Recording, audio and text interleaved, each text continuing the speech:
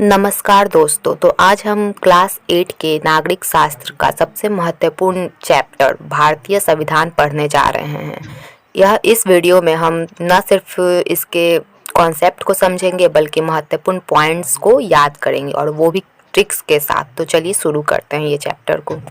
सबसे पहला पॉइंट इसमें है कि संविधान क्या है। तो सबसे पहले इसको हम आसान भाषा में समझते हैं कि आखिर संविधान है क्या। तो संविधान नियमों और कानूनों का एक लिखित समूह है जिससे किसी देश की सरकार चलती है। इसे आप देश चलाने का एक नक्शा भी कह सकते हैं, ठीक है। यह तय करता है कि सरकार कैसे काम करेगी और नागरिक के पास क्या क्या अधिकार होंगे। एग्जाम्पल के तौर पे समझिए कि आपका एक परिवार है, ठीक है, जिसमें सबसे प्रमुख आपके पेरेंट्स होंगे जो घर चलाते हैं। उसी तरह देश को भी चलाने के लिए संविधान की आवश्यकता पड़ती है। आखिर संविधान की आवश्यकता क्यों पड़ी, ये भी बात है। तो हमें संविधान की ज़रूरत क्यों पड़ी, बात करें तो आदर्शों को तय करना। यह बताता है कि हम अपने देश को कैसे बनाना चाहते हैं। सत्ता का दुरुपयोग रोकना, ठीक है, सत्ता का जो है दुरुपयोग होने से रोकना। यह नेताओं की जो शक्ति है उस पर लगाम लगाता है ताकि वे अपनी मन मर्जी ना कर सकें, ठीक है। और अल्पसंख्यकों की रक्षा, यह सुनिश्चित करता है कि बहुमत वाला ग्रुप छोटे ग्रुप्स पर अपनी बात ना थोपे, ठीक है। खुद से रक्षा, कभी कभी हम भावनाओं में बहकर गलत फैसले भी ले लेते हैं। संविधान हमें उन फैसलों से बचाता है। संविधान को बनाने वाली संस्था का नाम संविधान सभा था, ये याद रखेंगे, ठीक है। संविधान की बनाने वाली संस्था का नाम क्या था? संविधान सभा, जो जनता के प्रतिनिधि से बनी थी, ठीक है। यानी बात करें संविधान कब लागू हुआ, तो ये याद रखिएगा आपके भारत का संविधान 26 जनवरी 1950 को पूर्ण रूप से लागू हुआ था। इसी खास दिन की याद में हम हर साल गणतंत्र दिवस यानी रिपब्लिक डे के रूप में मनाते हैं। अब बात करें भारतीय संविधान की कुछ मुख्य विशेषताएं हैं। हमारे संविधान की कुछ बड़ी बातें ये भी हैं कि यह दुनिया का सबसे लंबा और विस्तृत संविधान है, ठीक है। यानी अभी तक किसी भी देश ने इतना लंबा संविधान नहीं लिखा है, ना ही उनके पास ये लिखित रूप से है, ठीक है। भारत ही एक ऐसा देश है जिनका संविधान जो है बहुत लंबा है और विस्तृत है और लिखित रूप से है। भारत एक धर्मनिरपेक्ष देश है, यानी राज्य का अपना कोई धर्म नहीं है, ठीक है। यह हमें न्याय, स्वतंत्रता और समानता की गारंटी देता है। संविधान के 5 मुख्य स्तंभ है, ठीक है। चलिए अब इसको एक एक करके समझते हैं। पहला है संघवाद। इसका मतलब है देश में एक से ज़्यादा स्तर की सरकारें होना, ठीक है। भारत में 3 स्तर की सरकारें हैं, जैसे केंद्र स्तर पूरे देश के लिए, राज्य स्तर राज्यों के लिए और पंचायती राज गांव और स्थानीय स्तर के लिए, ठीक है। संघवाद क्या है तो समझिए, किसी भी देश में एक सरकार का दबदबा ना होना, एक से ज़्यादा सरकार होना ही संघवाद कहलाता है, ठीक है। हमारा जो भारत देश है उसमें कितने 3 स्तर की सरकारें आती हैं। पहला कौन सा? केंद्र स्तर, दूसरा कौन सा? राज्य स्तर और तीसरा पंचायती राज है, ठीक है। दूसरे पॉइंट को देखते हैं, संसदीय शासन पद्धति। इसका मतलब क्या है तो देखो, इसका मतलब है जनता अपने प्रतिनिधि को खुद चुन सकती है। भारत में सार्वभौमिक वयस्क मताधिकारी है, यानी 18 वर्ष से उम्र का हर नागरिक वोट दे सकता है, ठीक है। अब इसमें ये अच्छा है कि जनता जो है अपने अनुसार अपना प्रतिनिधि, अपना सरकार चुन सकती है और वो शासन चलाते हैं देश पे, ठीक है। और इसमें एक चीज़ याद रखेंगे, 18 वर्ष से ऊपर का हर नागरिक जो है वोट देने के लिए सक्षम है। दूसरा है शक्तियों का बंटवारा। तो सरकार के 3 अंग होते हैं और तीनों की अपनी शक्ति होती हैं। जैसे कि पहला क्या है तो विधायिका। विधायिका जो कानून बनाती है, जैसे कौन तो संसद। कार्यपालिका का काम क्या है तो जो कानून को लागू करती है और देश चलाती है। न्यायपालिका जो कानून की रक्षा करती है और न्याय देती है। शक्तियों का बंटवारा किस प्रकार है तो सरकार के 3 अंग होते हैं, ठीक है, विधायिका, कार्यपालिका और न्यायपालिका। विधायिका का काम क्या है? जो कानून बनाती हैं। कार्यपालिका उन कानूनों को लागू करती हैं जिससे हमारा देश चलता है। और न्यायपालिका जो कानून की रक्षा करती है, यानी कोई भी कानून का उल्लंघन होने पे न्यायपालिका उसकी रक्षा करती है और न्याय देती है। न्यायपालिका यह विवादों को सुलझाने और कानून की व्याख्या करने का काम करती हैं। चेक और बैलेंस, ये 3 अंग एक दूसरे पर नियंत्रण रखते हैं ताकि सत्ता का संतुलन बना रहे। बात करें धर्मनिरपेक्षता तो ये है क्या तो इसका मतलब है राज्य देश का अपना कोई आधिकारिक धर्म नहीं होगा।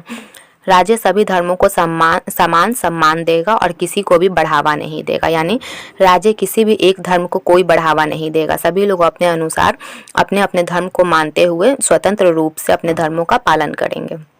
हम बात करें संविधान के प्रमुख भाग की, तो संविधान के कई महत्वपूर्ण हिस्से हैं, जैसे कि पहला आ जाता है प्रस्तावना, दूसरा मूल अधिकार, मूल कर्तव्य, इन सब को याद रखिएगा।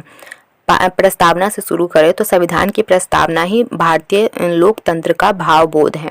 यह 6 प्रमुख शब्दों पर आधारित है। पहला स्वतंत्रता, समानता, भाईचारा, संप्रभुता, गणतंत्रता। इसका अर्थ क्या है? तो हम एक संप्रभु, समाजवादी, धर्मनिरपेक्ष, लोकतांत्रिक गणराज्य भारत बनाना चाहते हैं, जहां सबको न्याय, आज़ादी, सम्मान मिले। यही हमारी प्रस्तावना है। बात करें मूल अधिकार और मूल कर्तव्य की, तो संविधान हमें 6 प्रमुख मौलिक अधिकार देता है जो सरकार से हमारी रक्षा करते हैं। पहला समानता का अधिकार, स्वतंत्रता का अधिकार, शिक्षा का अधिकार, धर्म की स्वतंत्रता, शोषण के विरुद्ध अधिकार, न्याय पाने का अधिकार। अधिकारों के साथ साथ हमारे कुछ मूल कर्तव्य भी हैं, जैसे संविधान का सम्मान करना, देश की रक्षा करना और पर्यावरण को बचाना, जो कि हमारा मूल कर्तव्य है। तो याद रखें, संविधान सिर्फ एक किताब नहीं है, ये हमारी पहचान, हमारी आज़ादी और हमारा मार्गदर्शक है। हम ही इसे निभाकर देश को मजबूत बना सकते हैं। ठीक है, अब है भारतीय संविधान से कुछ इम्पॉर्टेंट वन लाइनर पॉइंट्स हैं। चलिए देखते हैं। संविधान देश को चलाने के लिए बनाए गए नियमों और कानूनों का लिखित दस्तावेज है। ठीक है, ये एक लिखित दस्तावेज है जिससे देश सुचारू रूप से बिना किसी पक्षपात के चलता रहे। भारतीय संविधान दुनिया का सबसे लंबा लिखित संविधान है। संविधान सरकार की शक्तियों को सीमित और नियंत्रित करता है, सरकार की शक्तियों पर लगाम लगाता है। भारतीय संविधान लोकतांत्रिक व्यवस्था पर आधारित है। संविधान सभा ने भारतीय संविधान का निर्माण किया है। ठीक है, संविधान सभा के अध्यक्ष कौन थे? तो डॉक्टर राजेंद्र प्रसाद। संविधान सभा के प्रारूप डॉक्टर भीमराव अंबेडकर ने तैयार किए हैं। भारतीय संविधान 26 जनवरी 1950 को लागू हुआ है। 26 जनवरी को भारत में गणतंत्र दिवस मनाया जाता है। संविधान सभी नागरिकों को समान अधिकार देता है। प्रस्तावना से कुछ इंपॉर्टेंट पॉइंट्स है, जैसे कि देखें तो प्रस्तावना को संविधान की आत्मा कहा जाता है। ठीक है, भारत एक संप्रभु, समाजवादी, धर्मनिरपेक्ष और लोकतांत्रिक गणराज्य है। प्रस्तावना न्याय, स्वतंत्रता, समानता और भाईचारा की भावना को दर्शाती है। प्रस्तावना नागरिकों को सामाजिक, आर्थिक और राजनीतिक न्याय का वादा करती है। मूल अधिकार, तो संविधान नागरिकों को मूल अधिकार प्रदान करती है। मूल अधिकार नागरिकों को सरकार की मनमानी से बचाता है। समानता का अधिकार भेदभाव को समाप्त करता है। स्वतंत्रता का अधिकार नागरिकों को बोलने और रहने की आज़ादी देता है। धर्म की स्वतंत्रता का अधिकार हर व्यक्ति को अपना धर्म मानने की अनुमति देता है। शिक्षा का अधिकार बच्चों को शिक्षा पाने का हक देता है। मूल कर्तव्य की बात करें तो संविधान नागरिकों से कुछ कर्तव्य के पालन की अपेक्षा करता है। संविधान का सम्मान करना प्रत्येक नागरिक का एक कर्तव्य है। राष्ट्रीय ध्वज और राष्ट्रगान का सम्मान करना मूल कर्तव्य है। पर्यावरण की रक्षा करना नागरिकों का कर्तव्य है। मूल कर्तव्य टोटल कितने हैं? तो याद रखेंगे 11 है। ठीक है, संविधान का महत्व, तो संविधान देश में कानून का शासन स्थापित करता है। संविधान सामाजिक और न्याय और समानता को बढ़ावा देता है। संविधान अल्पसंख्यकों के अधिकारों की रक्षा करता है। संविधान लोकतंत्र को मजबूत बनाता है, देश की एकता और अखंडता को बनाए रखता है और भारत के नागरिकों को एक सूत्र में बांधता है। अब चलिए कुछ क्वेश्चन ऑब्जेक्टिव देख लेते हैं, जैसे कि संविधान क्या है? धार्मिक पुस्तक, सरकार का आदेश, देश के नियमों और कानूनों का लिखित दस्तावेज या राजनीतिक पार्टी? तो इसका आंसर होगा देश के नियमों और कानूनों का लिखित एक दस्तावेज है। भारतीय संविधान किसने बनाया है? तो भारतीय संविधान संविधान सभा ने बनाया है। भारतीय संविधान कब लागू हुआ? 26 जनवरी 1950 को। इसका राइट आंसर बी होगा। भारतीय संविधान सभा के अध्यक्ष कौन थे? तो डॉक्टर राजेंद्र प्रसाद। ठीक है, भारतीय संविधान के प्रारूप समिति के अध्यक्ष कौन थे? तो इसका राइट आंसर होगा डी, डॉक्टर भीमराव अंबेडकर। प्रस्तावना किसे कहते हैं? संविधान की आत्मा को ही प्रस्तावना कहते हैं।